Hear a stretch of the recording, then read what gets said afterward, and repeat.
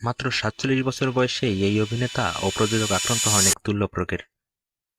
মানুষের মাত্রই রোগ হয়, তবে সে মানুষটি যদি হয় কোনো সুপারস্টার, তবে তো জল্পনা কল্পনার কোনো শেষই নেই। তোদের মাঝে শুরু হয়ে যায় চরম উত্তেজনা। ওয়েল, আপনাদের সাথে আমি আছি আদিত্য, আর আজকে জানবো ভারতের দক্ষিণী অভিনেতা ও প্রযোজক ভিশালের জীবন ও দুর্লভ রোগ সম্পর্কে কিছু অজানা তথ্য। 1977 সালের 29শে আগস্ট জন্মগ্রহণ করেন এই অভিনেতা। মাতার নাম জানকী দেবী ও পিতার নাম জি কে রেড্ডি।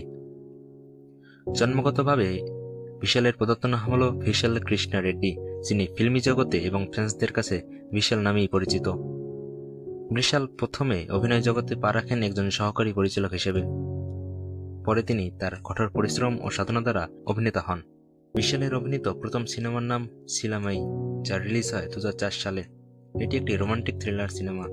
এরপরে আর পিছনে তাকাতে হয়নি ভিশালকে।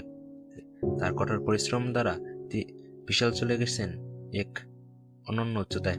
তবে হ্যাঁ, কথায় আছে দুঃখ সুখ একে অপরের পরিপূরক। যেখানে সুখ আছে সেখানে দুঃখ তো থাকবেই।